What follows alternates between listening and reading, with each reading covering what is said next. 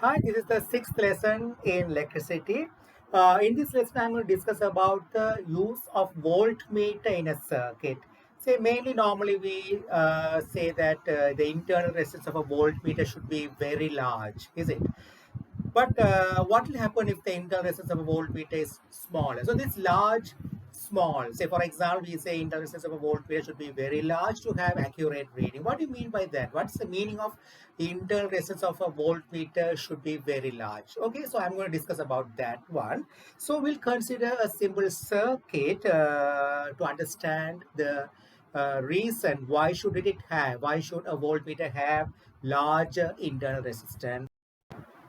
Okay, so here a simple circuit where two components. I told earlier we don't consider the function of the component, we consider only the resistance of the component in electricity. So the first component, its internal resistance is R1, and the second component, its internal resistance is R2. Okay, so according to potential divider method, the voltage across the first component is, the voltage will be divided according to the ratio of the resistance of the component. So that will be EMF times R1 over R1 plus R2, right? So I'm going to measure the voltage across the first component, which has resistance R1. I'm going to measure the voltage across it by using a voltmeter. So what should I do? I should connect the voltmeter across that component. So remember that voltmeter always reads the voltage applied across the two terminals. Okay, the voltmeter reads always the voltage applied across its two terminals. So that means I can say voltmeter reads, if I connect a voltmeter across these 2 points, it will read the voltage across those 2 points. Voltmeter has internal resistance due to its components inside. It will have internal resistance. So I can say like this: voltmeter reads the voltage applied across 2 points. So those 2 points should be across the components. At the same time, the voltmeter reading will be equal to voltage across its internal resistance. Okay, so here voltmeter is connected across R1 because I want to measure the voltage across that component.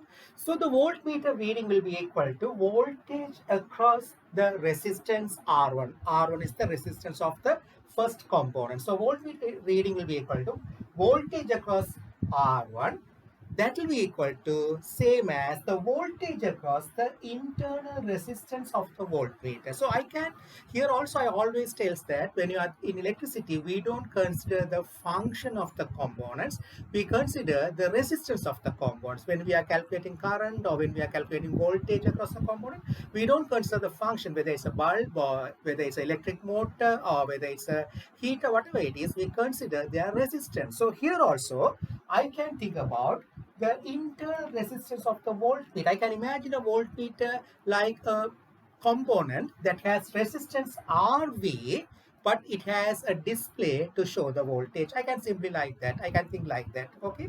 So here the voltmeter reading will be equal to same as voltage across R1. That will be same as the voltage across RV. Okay. So here, since the voltmeter is connected across R1, it looks like voltmeter is in parallel connection with R1, because that satisfies the condition for parallel connection, is it? So a current I comes, it splits at this junction I1 IV. Again they rejoin, here the current is coming here I1. So at this junction again I1 and IV rejoin and forms I. So I can say voltmeter is connected in parallel to the component which has resistance R1.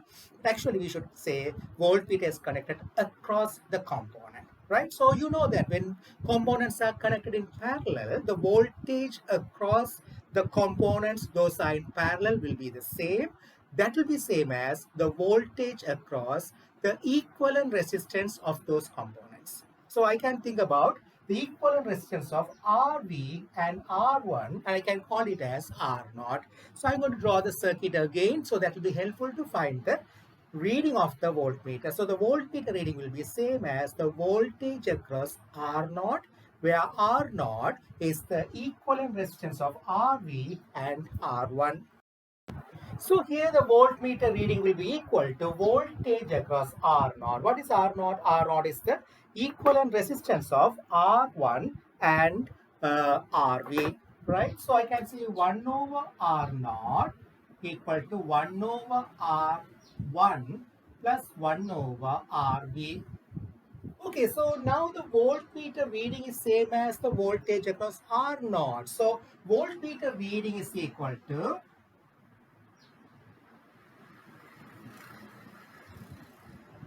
will be equal to voltage across R naught, means I can again use potential divider method for this circuit to find the voltage across R naught, that will be equal to EMF times R naught over R naught plus R2.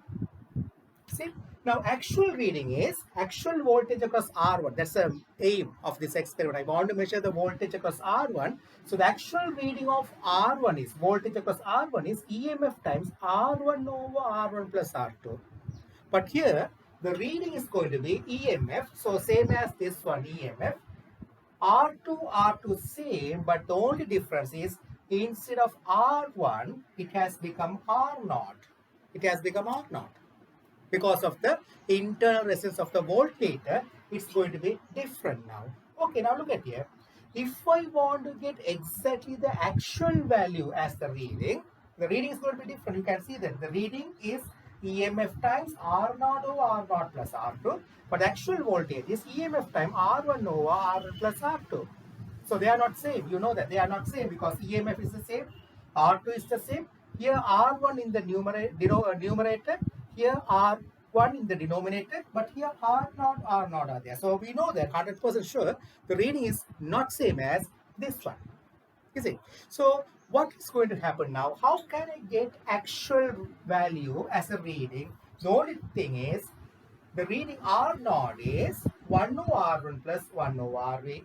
So if R naught is equal to R1, then the reading will be exactly same as the actual value, actual voltage across the R1. So if R naught wants to be equal to R1, what's the condition? 1 over RV should be small, that is almost equal to 0. If 1 over RV is almost equal to 0, then 1 over R naught will be equal to 1 over R1. Then R naught will be equal to R1. So R naught will become equal to R1 means the reading will be equal to actual value. You understand? So that's the reason we say normally the internal resistance of the voltmeter should be very large. But I tell you a reason. What we say internal resistance of the voltmeter is very large is not actually 100% correct. We should say internal resistance of the voltmeter should be very large compared to R1. Compared to R1. Right? I'll do it through a calculation and explain it later. But here I can say the RV should be very large means almost equal to 0. When this becomes almost equal to 0, 1 over R naught will be equal to 1 over R1. So R naught will be equal to R1. Then the reading will be equal to reading will become equal to the actual value R1 EMF times R1 over R2. So that's the reason we say the internal resistance should be very large. So I can say when RV is very large,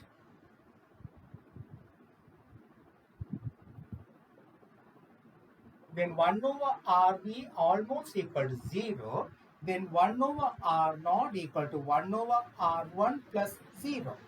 So then that will become R naught equal to almost equal to R1. So the reading will become equal to, what will be the reading then? Then reading will be equal to EMF times, instead of R naught I can put approximately R1 over R1 plus R2. Then it will be more closer to the actual voltage across R1. Okay, so if we want to get accurate reading as the actual value, the internal resistance of the voltmeter should be very large.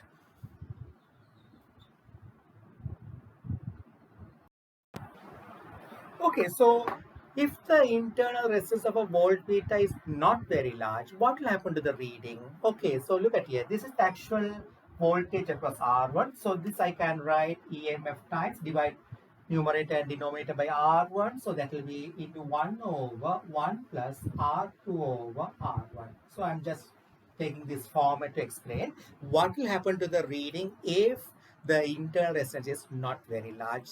right? So I divided numerator and denominator by R1. So you will get this one. This is the actual voltage across it, right?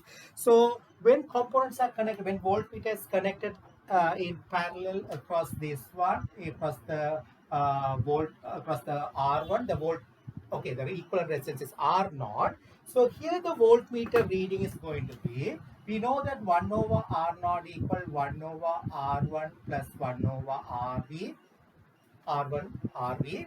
So reading will be equal to EMF times R naught over R naught plus R2.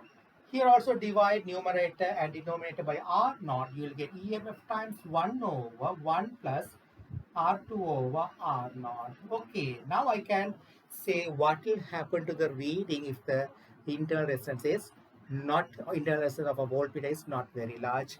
Okay, you can see that always the equivalent resistance is smaller than R1. When components are connected in parallel, we know that the equivalent resistance will become smaller than or lower than the resistance of the component. So R naught is lower than R1 as well as R naught is lower than RV.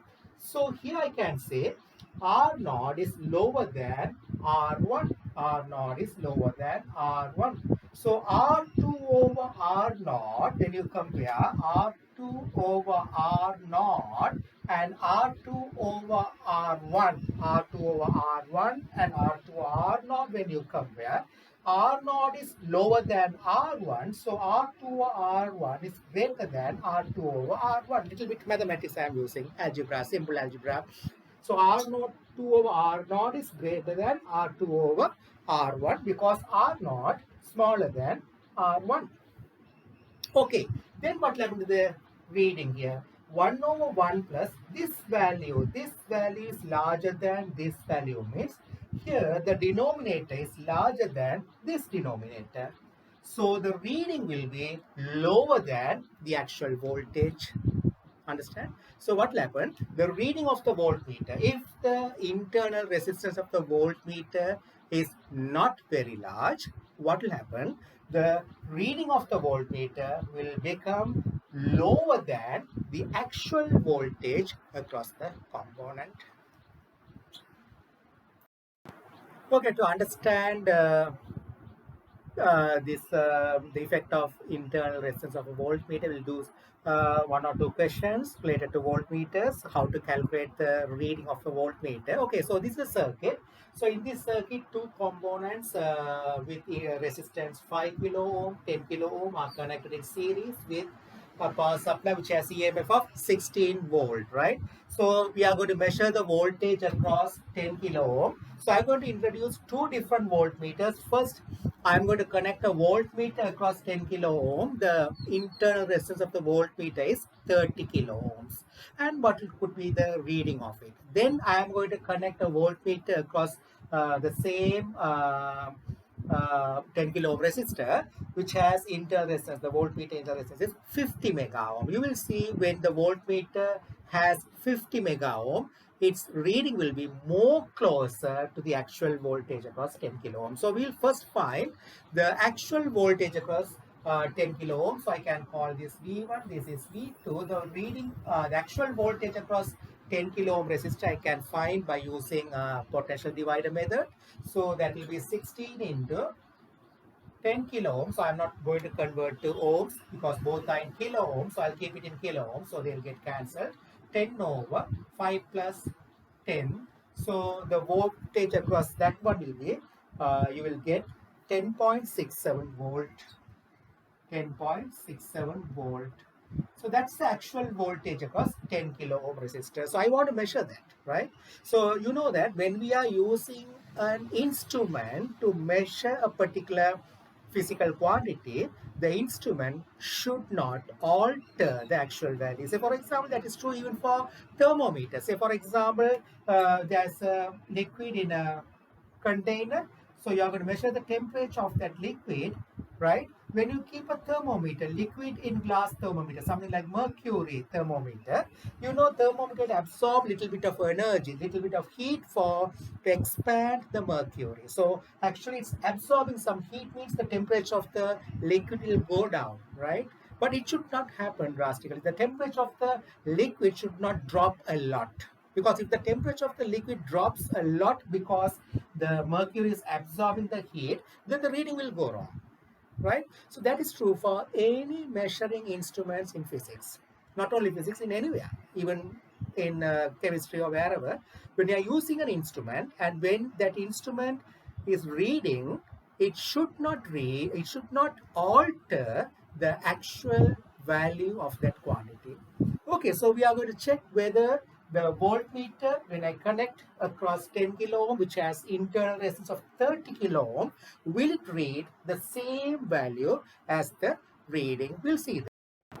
Okay, so a voltmeter that has the internal resistance 30 kilo ohm is connected across 10 kilo ohm. So I told that voltmeter reading will be same as voltage across 10 kilo ohm.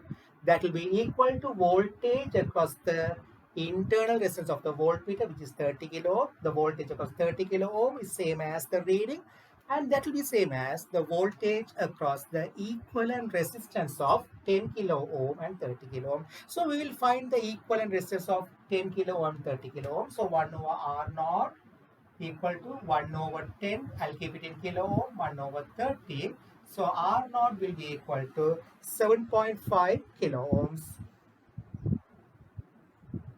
Okay, so now I can imagine this 7.5 kilo ohm is connected in series with 5 kilo ohm. I can replace these two resistance by this one. So that will be in series with this one. So if I connect it like this is 16 volt,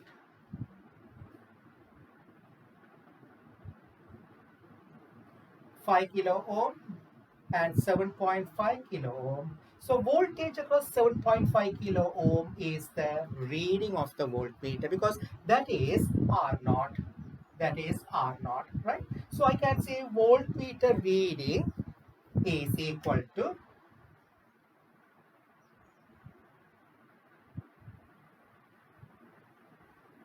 voltmeter reading will be equal to, I should find the voltage across 7.5 kilo ohm. So I can use the potential divider method. 16 into 7.5 over 5 plus 7.5. So that will be equal to 9.60 volt. You can see that this will be the reading of the voltmeter. That is not equal to actual voltage across 10 kilo ohm. I want to measure the voltage across 10 kilo ohm. So actual voltage should be this one, but the voltmeter is reading 9.60 volt if its internal resistance is 30 kilo ohm. Remember that value, 9.60 volt. So it's much difference. Almost 1.07 volt is lower, is it? Okay, so now I'm going to connect another voltmeter. I'll replace this voltmeter by another voltmeter that has internal resistance of 50 mega ohm. 50 mega ohm means 5 into 10 to the power 7 ohms. We will see what will happen to that reading. Okay, so now I replace that voltmeter by another voltmeter which has internal resistance 50 mega ohm. That is 50,000 kilo ohms. Is it? 50 mega means 50 into 10 to the power 6 ohms. So if you convert to kilo ohm, 50 into 10 to the power 3 kilo ohms. That is 50,000 kilo ohms. Is it? 50 mega ohm means 50 into 10 to the power 6 ohms. If I want to convert this to kilo ohm, divide by 1000, you will get 50 into 10 to the power 3 kilo ohm. That is 50,000 kilo ohms. Okay, so now this voltmeter has internal resistance 50,000 kilo ohms. Okay, so what will be its reading? Earlier when we used voltmeter that has internal resistance 30 kilo ohm, that gave a reading of 9.60. Actually, it's much different from actual voltage. We will see what happened when the internal resistance of the voltmeter is much larger compared to earlier voltmeter. Right, so here also we need to find the equivalent resistance. You know, voltmeter reading is same as the voltage across the equivalent resistance of the RV and 10 kilo ohms. So 1 over R naught equal to 1 over 10 plus 1 over 50,000. I'll keep it in kilo ohms. So if you solve it, you will get R naught is equal to 9.998 kilo ohms. 9.998 kilo ohms. So, you know, very closer to 10 kilo ohm. So you can see that when the interface of the voltmeter is very large compared to this one, it's becoming closer, very closer to the actual voltage. Sorry, it becomes very closer to the resistance of the component, that is 10 kilo ohm, 9.998 kilo ohm. So now I can imagine this equivalent resistance is connected in series with 5 kilo ohm. So if I connect the same circuit like 16 volt, this is R1, 5 kilo ohm. This is equivalent resistance R naught, that is 10 kilo ohm, or 9.998. I can take it as 10 kilo ohm, that is R naught. So voltmeter reading will be equal to voltage across R naught. So now I can see voltmeter reading. Voltmeter reading will be equal to EMF, that is 16 into 10 over 5 plus 10, same as this one. It will be 10.67. So now you can see that the voltmeter reading becomes almost equal to, or mainly equal to, the actual value across the 10 kilo ohm. So you can see that when the interface of the voltmeter becomes very large compared to 10 kilo ohm, the voltmeter reading becomes almost or very closer, or it looks like equal, but actually 9.998. I replaced it by 10 kilo ohms. Even if you use 9.998 here, it will be very closer to actual voltage across the component of 10 kilo ohm resistor. Okay, so that shows that when the interface of the voltmeter is lower, the reading has much difference compared to the actual value. But when the interface becomes very large, the reading approaches or becomes very closer to the actual voltage across the component. Okay, now I'm going to use this 50 mega ohm resistor in another circuit. We are going to check whether this voltmeter, which has interresistance of 50 mega ohm, which is giving actual reading in this circuit, it's giving a correct reading in this circuit. Will it give correct reading in that new circuit? I'm going to check it. We'll see that. Okay, so we are considering another circuit where two components, those have resistance 60 mega ohm and 80 mega ohm, connected in series with 16 volt power supply. So here the actual voltage across the first component, which has internal resistance of 60 mega ohm, will be equal to 6.86 volt. I use potential divider method, so EMF times this resistance over total resistance. You know, voltage will be divided at the ratio of their resistance when they are connected in series. So I use that potential divider method here. So voltage, actual voltage across 60 mega ohm is 6.86 volt. Okay, in the previous circuit, we found that the voltmeter that has 50 mega ohm, looks very high resistance, gave a very accurate reading that is very closer to the actual voltage. So I'm going to use that voltmeter which has internal resistance of 50 mega ohm to measure the voltage across this one. We will see what will happen to the reading. Okay, so that voltmeter is connected across 60 mega ohm resistor. That voltmeter gave very accurate reading in our previous circuit. We will see what happened to the reading now. Okay, so we know the voltmeter reading will be same as the voltage across the equivalent resistance of 60 mega ohm and 50 mega ohm. So 1 over R naught equal to 1 over 60 plus 1 over 50. I'll keep them in mega ohm. So R naught will be equal to 27.3 mega ohm. Right, so I should find the voltage across 27.3 mega ohms. So I can imagine the circuit. This is 16 volt. So I can imagine the circuit like this, 16 volt. This is R naught.